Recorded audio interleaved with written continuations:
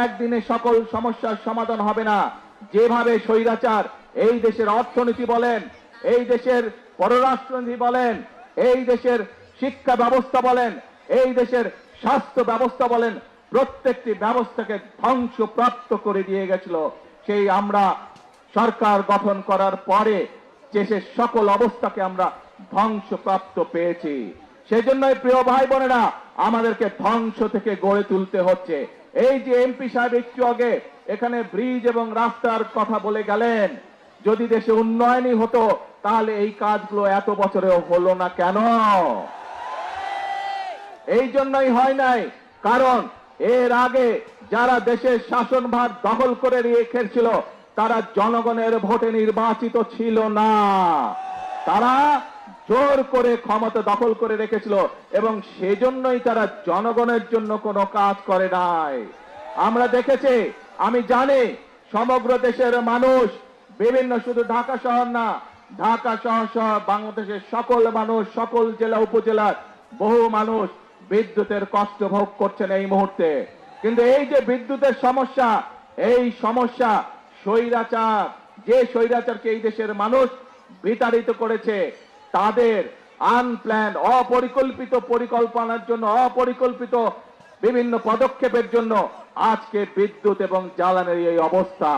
প্রিয় ভাই বোনেরা, আপনারা যেহেতু বিএনপিকে নির্বাচিত করেছেন, বিএনপি দেশের মানুষের দল, বিএনপি এদেশের স্বার্থেই কাজ করবে, বিএনপি এদেশের মানুষের স্বার্থে কাজ করবে। আজকে এখানে দাঁড়িয়ে আপনাদের সামনে আমি বলতে চাই, এই আগামী 27 তারিখে আবার জাতীয় সংসদের অধিবেশন শুরু হবে। সেই জাতীয় সংসদ অধিবেশনে আপনাদের দল, আপনাদের সরকার দেশের মানুষের সামনে জাতীয় সংসদের মধ্যে উপস্থাপন করবে কিভাবে আমরা ইনশাআল্লাহ আগামী 10 বছর এই দেশের বিদ্যুৎ সমস্যার সমাধান করব। সেই পরিকল্পনা আমরা দেশের জনগণের সামনে উপস্থাপন করব পবিত্র জাতীয় সংসদে। প্রিয় ভাই বোনেরা, আজ বিদ্যুতের সমস্যা নিয়ে এই যখন সমস্যা, এই যখন সংকট, যে কোনো সংকট যদি মোকাবেলা করতে হয় ধৈর্য ধারণ করতে হবে আমাদেরকে। যে কোনো সংকট যদি মোকাবেলা করতে হয় ঠান্ডা মাথায় পরিকল্পনা গ্রহণ করে ধীরে ধীরে সংকটের মোকাবেলা করতে হবে। কিন্তু আমরা দেখছি এই সংকটের সুযোগ নিয়ে কিছু সংখ্যক ব্যক্তি রাস্তায়, রাজপথে বিশৃঙ্খলা তৈরির চেষ্টা করছে। রাজপথে যদি বিশৃঙ্খলা তৈরি হয় সবচেয়ে বেশি ক্ষতিগ্রস্ত হয় সাধারণ জনগণ। তাদের ব্যবসা বাণিজ্যের ক্ষতিগ্রস্ত হয়, তাদের চাকরি বাকরি ক্ষতিগ্রস্ত হয়, তাদের জীবনযাত্রা ক্ষতিগ্রস্ত হয়, কিন্তু উপকৃত হয় সেই সকল বিশৃঙ্খলাকারী।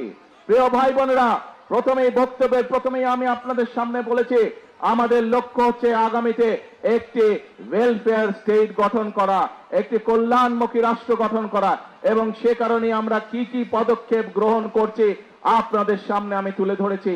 এখানে আপনারা হাজার হাজার মানুষ সমর্থন দিয়ে বলেছেন যে এই পরিকল্পনাগুলো যদি বাস্তবায়িত হয় তাহলে বাংলাদেশের মানুষ উপকৃত হবে, তাই তো নাকি? তাহলে প্রিয় ভাই বোনরা, আজকে এই বক্তব্যের শেষে এসে আপনাদেরকে বলতে চাই, আপনারা যে সমর্থন দিয়েছিলেন 12 ফেব্রুয়ারি নির্বাচনে, সেই সমর্থনের উপরে আপনারা আস্থা ধরে রাখুন। ইনশাআল্লাহ আপনাদের নির্বাচিত দল বাংলাদেশ জাতীয়তাবাদী দল ইনশাআল্লাহ জনগণের জন্য অতীতেও কাজ করেছে, বর্তমানেও কাজ করবে এবং দেশ এবং জনগণের স্বার্থের বাইরে কোনো কাজ করবে না। প্রিয় ভাই বোনেরা, আসুন আজকের এই পোড়ামাছ অবমুক্তকরণের এই যে জনসভা, এই জনসভায় আমরা সকলে আজকে শপথ গ্রহণ করি। আমরা সকলে শপথ গ্রহণ করি, সকলে প্রতিজ্ঞা করি যে দেশের স্বার্থের বিরুদ্ধে যারা কাজ করবে, যারা বিশৃঙ্খলা তৈরি করবে, যারা জনগণের স্বার্থে নেওয়া বিভিন্ন কর্মসূচি বাধাগ্রস্ত করবে, তাদেরকে জনগণ জনগণের সকল শক্তি নিয়ে তাদেরকে প্রতিরোধ করবে। আছি নাকি আমরা দেশের শান্তি রক্ষায়? আসুন, যে কোনো মূল্যে আমাদেরকে দেশের শান্তি রক্ষা করতে হবে।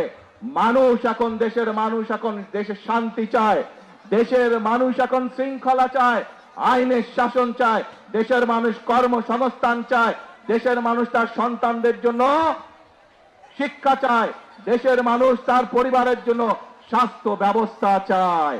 এই কাজগুলো যদি করতে হয় আমাদেরকে তাহলে ধৈর্য সহকারে অবস্থা নিতে হবে, ধৈর্য সহকারে আমাদেরকে সময়ের জন্য ধীরে ধীরে সময়কে সুযোগ দিতে হবে এবং একই সাথে আমাদেরকে সতর্ক থাকতে হবে।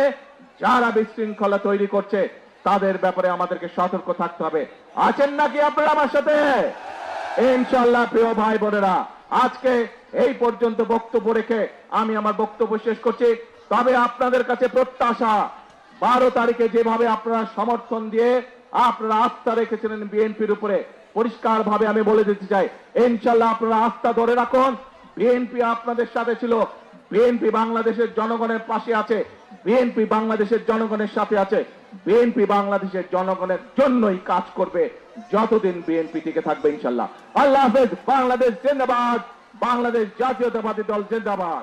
প্রথমবারের মতো প্রবাসীর সিটিতে শুরু হলো কমার্শিয়াল শপ বরাদ্দ। আপনার ব্যবসাকে দিন একটি আধুনিক ও সম্ভাবনাময় ঠিকানা। একই সঙ্গে নিশ্চিত করুন ভবিষ্যতে লাভজনক বিনিয়োগ। সীমিত সংখ্যক কমার্শিয়াল স্পেস এখন বুকিং চলছে। স্ক্রিনে প্রদর্শিত নাম্বারে আজই যোগাযোগ করুন এবং আপনার পছন্দের শপটি বুকিং নিশ্চিত করুন। স্পেস সীমিত, তাই দেরি নয়, আজই বুকিং করুন। প্রবাসীর সিটি, আপনার ব্যবসা ও বিনিয়োগের স্মার্ট সমাধান।